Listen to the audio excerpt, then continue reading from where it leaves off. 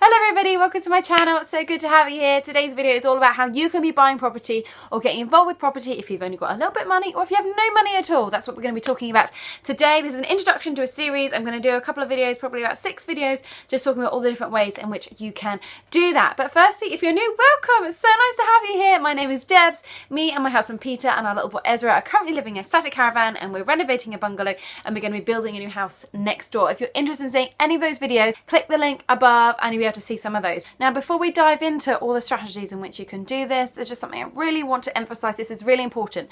If you do not have any money to put into this property, you're going to have to put some time in. This requires a level of commitment, time and energy in order to get there. So please bear that in mind as we look at these strategies. Let's dive in to the 7 ways in which you can be buying property if you don't have any money or if you've got a little bit of money. So number 1 is saving. Now you might think, hey Debs, that's not fair. Saving doesn't count. You actually need a lot of money in order to buy a house, but I'm here to tell you, you probably don't need as much money as you think you do. So today's video, I'm going to be going into saving and just figure out how much exactly you need in order to get started. Do you need as much as you think? The second way in which you can get involved with property is lease options. Now, lease options is something that most people have never heard of at all. It's actually very popular in the US, but not really done here. Now, lease options is essentially where you buy now, pay later. We're going to do a whole video on that. Number 3 is rent to rent. Now again, it's another strategy a lot of people haven't heard of. It means you basically take control of a property, but you never actually own it, but you get the income from it. We're going to talk about that as well. The 4th way is by using angel investors. This is the main way that we've done our portfolio. I'm going to be sharing all about that. Number 5 is buy, refurbish, refinance.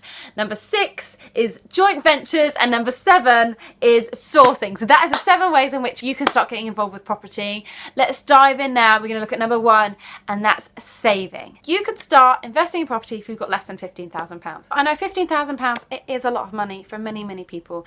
And that's why we're going to be covering lots of other strategies. But for some people, saving £15,000, perhaps over a year or 2 years, maybe you already have got 7 or 8 already stashed in the bank and you've just got to get that little bit more. And so this strategy is really doable for you. And this is a really safe way, a really easy way just to get your foot in the door and get started. So that's why I wanted to do this one to begin with. All I'm saying is perhaps it's not as much as you thought it would cost in order to get in. I just want to point out that the other strategies don't require anywhere near this amount of money, but I'm just going to start with this one because it's the basic one. I'm going to be walking you through a real life example.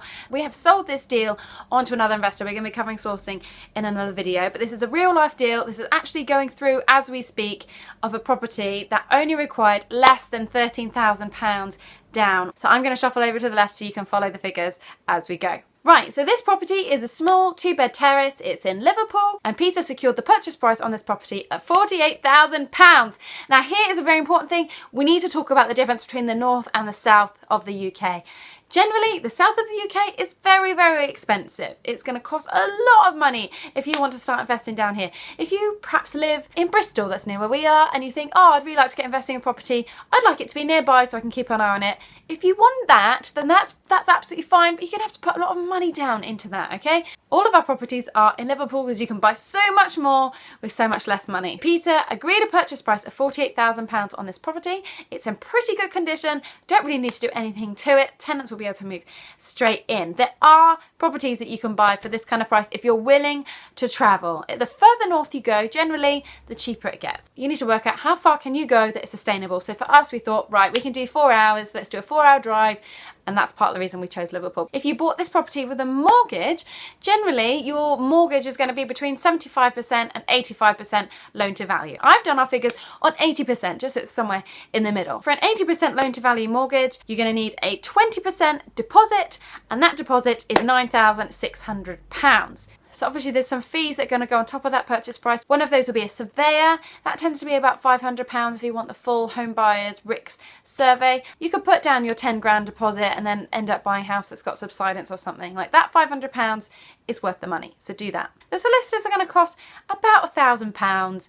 Another thing you're going to have to pay for is stamp duty. And on this particular property, the stamp duty is going to be £1,440. If you're buying an additional property, you have to pay 3% above the standard stamp duty rate. And then the final thing that you might have to pay for is a broker. Now, some brokers do it for free, but bear in mind that they'll be making their commission from the mortgage product. So you just want to make sure you get the right product for you. So I do suggest that you have a shop around, get a good broker, and if you have to pay some money, you have to pay some money. So I put aside £300 in order for our broker for this property. So that brings our fees to a total of £3,240. The purchase price is £9,600, so that takes our total to £12,840. So now let's look at the rental figures. The rental on this property, a 2-bed mid-terrace, is going to be about £450. You're going to have 10% management, which is going to be £45, and then the mortgage, which is going to be £128. And I've done that based on that 80% loan to value that we were talking about earlier. So the mortgage being 80% of the total value of the house, and I've done that at 4% interest rate. Now you can get cheap, much cheaper than that, but I'm just doing it at 4%, so it just gives it a bit more longevity. You know that those mortgage payments are going to be that payment for quite a long time. So at 4%, you know, you've got a good couple of years before it hits that point, and that's going to take our total monthly profit to £277. If you can imagine what you would get in the bank if you had £13,000 in the bank, would you be making nearly 300 quid a month interest? There's absolutely no way you'd be making that kind of money. This is a really good investment. So let's work out now what the return on investment is. Now, return on investment means how long does it take for the money that I'm making from this property to basically pay itself back. You would have your £13,000 back, but you'll also have the asset which you put the £13,000 in the first place. So that makes sense. So you've essentially doubled your money. You got your £13,000 in the house and you made your money back. So you've actually doubled the money that you had to begin with. So we know our profit monthly is £277 a month. In order to work out that return on investment, we need to times that number by 12. That total comes out to £3,324. That's your annual profit. And then we divide that number by how much money we put in the first place. So that was £12,840. And then we take that answer, times it by 100 to get our percentage, and that percentage is 25.9% return on investment. Now, you might not know anything about those numbers, but that is a really good return. So that essentially means that in 4 years' time, because you're getting 25% each year, you're getting 25% back, so that's 100% at the end of 4 years, which means you're then getting your £13,000 back at the end of 4 years. It doesn't take long to get that money back. This is a really, really good deal, and it's such a good way to get started. If you're looking for something like this, please just get in touch. You can send us an email at peteanddebs@live.co.uk. I'll be putting a link in now. You'll be able to email that. So thank you so much for watching this video. It's been lovely having you with us. We're going to continue these videos over the next 2 weeks. I'm going to be putting them out. We're going to be looking at all the strategies which I talked about earlier. If you enjoyed it, please hit subscribe, hit the bell for notifications so you know when the new ones are coming. It's been lovely to have you. Thank you so much for watching, and see you next time. All right, bye.